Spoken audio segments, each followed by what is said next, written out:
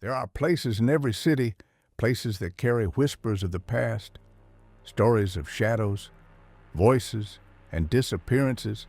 Most people avoid them, but sometimes the curious or the unlucky end up walking straight into them.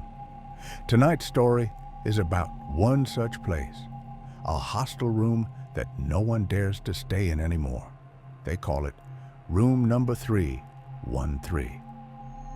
Sana was a bright student.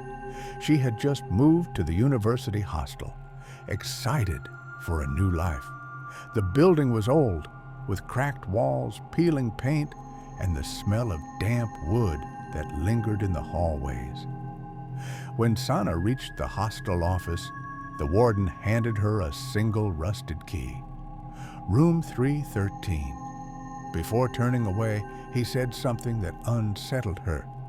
If you hear anything strange at night, don't open the door. Just ignore it. Sana gave an awkward smile. She thought maybe he was joking. But when she entered room 313, she felt it. The room was colder than the rest of the hostel. The window curtains moved, even though there was no wind. The mirror was slightly cracked, and in the corner of the ceiling was a dark water stain, shaped almost like a face. That night, as Sana tried to sleep, she heard it. Soft footsteps in the hallway, slow, dragging. They stopped right outside her door. Her breath caught. She waited. Then 3 knocks. But when she opened the door, there was no one, just an empty hallway. The second night it got worse. At exactly midnight, the doorbell rang. The sound echoed unnaturally loud.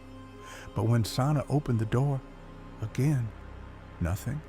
Except this time, she noticed something chilling, a wet footprint on the floor leading from her door back into the hallway. Her heart raced. She shut the door quickly. When she looked into the cracked mirror, her reflection was smiling, but her own lips were not. By the third night, Sana was terrified.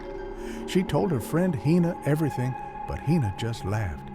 "You've been watching too many horror movies." There's nothing in that room, but Sana knew there was. At exactly 3:13 a.m., her phone lit up and began recording, all on its own. The screen flickered, and she heard a faint whisper through the speakers. Sana, her blood froze. The next night, she decided to prove she wasn't crazy. She set up her camera in the room. Every shadow, every sound would be captured. At first, the recording was normal. Sana lay in bed, pretending to sleep. The clock ticked closer, 3:13 a.m. Then, the camera picked up movement. A shadow formed near the window. It grew darker, thicker, until it took the shape of a girl. Her face was pale, her dress stained with blood, and her eyes pitch black. The camera trembled, as if something invisible was shaking it. Then, the recording cut. Sana screamed and bolted for the door, but the handle wouldn't move. It was locked tight from the outside. Her phone buzzed. A new voice message. With trembling hands, she pressed play. A whisper hissed, "Now, you belong to room 313. The lights flickered. The footsteps returned, and this time, they were inside the room. The next morning, the warden unlocked the door. Inside, he found Sana's suitcase, her books, her clothes, everything but Sana herself was gone.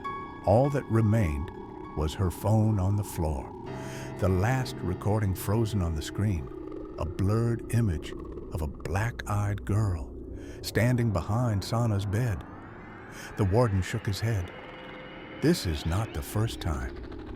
No one who stays in room 313 ever sees the morning light. Even today, room 313 remains locked. Students whisper about it when they pass through the corridor.